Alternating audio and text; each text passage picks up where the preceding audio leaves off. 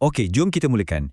Pernah tak anda berhenti sekejap dan fikir tentang semua alatan yang membentuk cara kita belajar? Daripada buku yang kita belik, helaian demi helaian, sampailah ke skrin yang kita sentuh hari ini. Kita akan lihat macam mana alatan-alatan yang nampak ringkas ni sebenarnya menyimpan kuasa yang sangat besar dalam pendidikan. Cuba bayangkan bilik darjah. Ada papan hitam, buku teks dan sekarang tablet serta macam-macam laman web. Semua ni seolah-olah muncul macam tu je kan? Tapi dari mana sebenarnya semua benda ni datang? Jom kita siasat sama-sama. Ini bukan sekadar cerita tentang alatan, tapi ini adalah kisah evolusi pembelajaran itu sendiri. Tentang macam mana cara kita berkongsi ilmu sentiasa berubah-ubah mengikut zaman.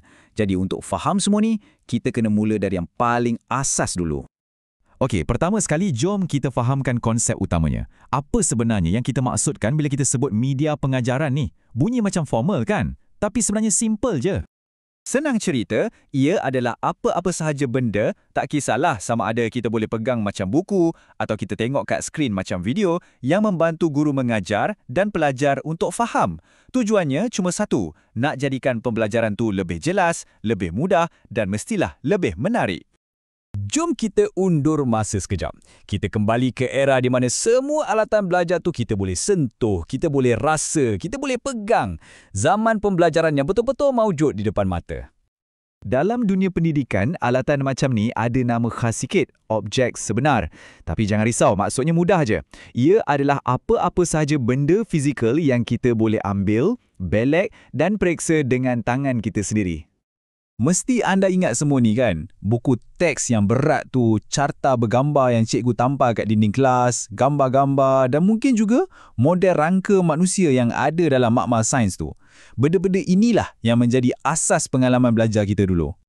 Tapi kemudian, boom, datanglah revolusi digital. Ia melahirkan satu generasi alatan yang langsung tak sama macam dulu dan ia mengubah lanskap bilik darjah untuk selamanya. Daripada objek yang kita boleh pegang tadi, kita beralih pula kepada objek pembelajaran digital. Maknanya maklumat yang hidup di dalam skrin yang hanya menanti untuk kita terokai dengan satu klik. Fikirkannya sekejap. Video di YouTube yang terangkan konsep sains yang susah, podcast yang kita boleh dengar masa dalam perjalanan, dan laman web yang membolehkan kita belajar sambil bermain. Pembelajaran dah tak terikat pada satu tempat atau masa. Inilah realiti bilik darjah moden. Jadi, sekarang kita ada dua dunia. Dunia fizikal yang klasik dan dunia digital yang moden. Apa sebenarnya beza utama antara kedua-duanya? Dan yang lagi penting, adakah matlamat mereka masih sama? Mari kita bandingkan. Okey, perbezaan paling ketara ialah cara kita berinteraksi dengannya. Kita beralih dari menyentuh dan memegang objek fizikal kepada meneroka dunia maya melalui skrin. Sesuatu yang dulunya statik, macam carta dekat dinding tu, sekarang dah jadi dinamik dan interaktif. Contohnya macam video atau simulasi. Tapi di sebalik semua perbezaan ni, ada satu perkara yang tak pernah berubah. Tak kisahlah ia sekeping kertas atau sebuah aplikasi canggih, matlamat utamanya tetap sama. Iaitu untuk menjadikan proses pembelajaran tu lebih jelas, lebih pantas dan sudah tentulah lebih berkesan. Jadi, selepas kita lihat evolusi dari objek sebenar sampailah ke objek digital, soalan yang timbul sekarang ialah apa agaknya yang akan datang selepas ni? Kemana hala tuju kita?